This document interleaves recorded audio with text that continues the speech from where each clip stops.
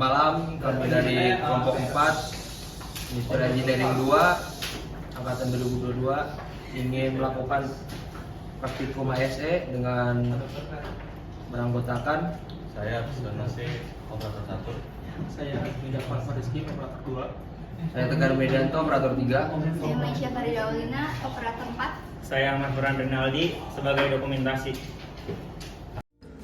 Berikut adalah bahan-bahan yang digunakan untuk praktikum yang terdiri dari 18 komponen dan dilanjutkan dengan alat-alat praktikum yang digunakan untuk pengerjaan praktikum.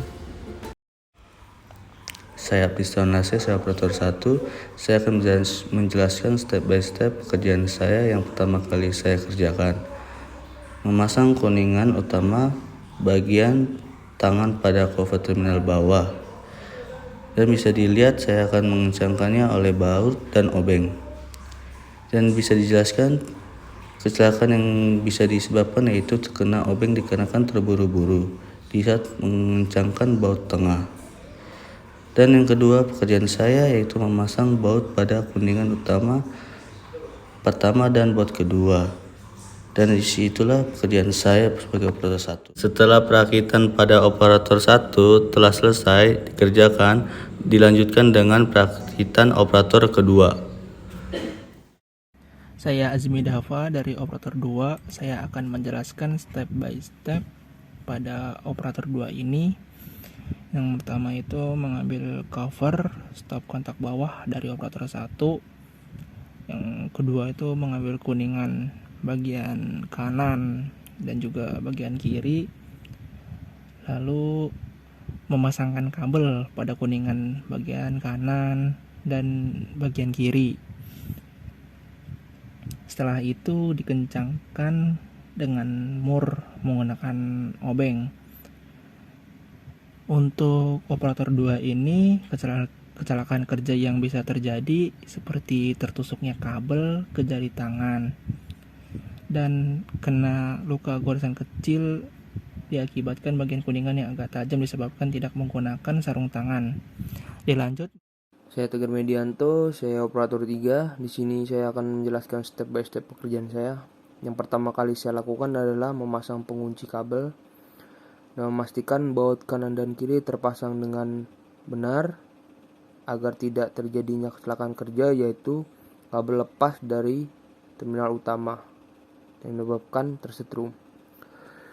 Dan yang kedua, di sini saya memastikan tembaga yang akan saya pasang ke dalam besi steker pas, tidak terlalu besar dan tidak terlalu tipis. Bila terlalu besar bisa tidak muat ke dalam besi steker, dan bila terlalu tipis bisa lebih mudah lepas. Dan di sini saya memasang pengunci dari besi steker. Kecelakaan kerja yang bisa saya dapat di sini adalah bila saat saya memasang dengan kencang dan tergeser, bisa saja obeng terkena lengan saya, dan bisa juga di saat tadi merapihkan tembaga bisa juga saya tertusuk oleh tembaga tersebut karena tidak menggunakan sarung tangan. Step ketiga yaitu memasang cover dari steker depan dan belakang dan memastikan kabel rapi agar terpasang dengan pas. Dan di sini saya memasang mur di belakang steker dan mengunci steker tersebut dengan benar agar tidak longgar dan tidak adanya kecelakaan kerja di saat pengetesan, yaitu tersetrum. Setelah diproduksi pada operator 3, maka dilanjutkan dengan saya sendiri yaitu operator 4. Tugas saya memasang baut untuk cover penutup, mengencangkan baut tersebut dengan obeng dan memastikan agar tidak kendur. Ini harus berhati-hati untuk menghindari jari terjepit antara cover penutup atas dan bawah. Setelah itu, pengetesan lampu dipastikan menyala atau tidak dengan mencolokkan ke colokan yang dialiri arus listrik. Adapun faktor risiko kecelakaan kerjanya yaitu jika ada bagian yang kurang pas atau konslet bisa mengakibatkan kesetrum.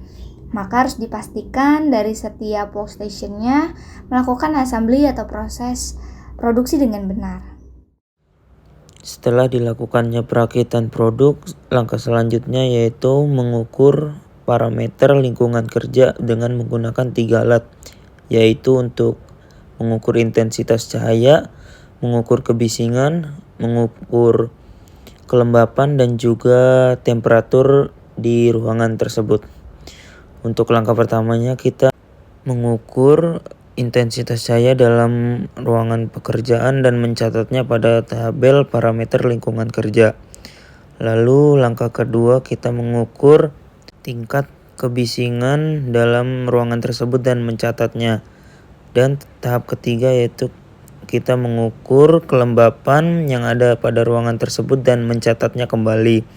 Dan yang terakhir mengukur temperatur ruangan dan mencatatnya kembali pada tabel tersebut. Faktor kecelakaan kerja yang bisa terjadi adalah terjatuhnya alat pengukur tersebut sehingga sulitnya untuk mendapatkan data yang sesuai dengan waktu yang telah ditentukan.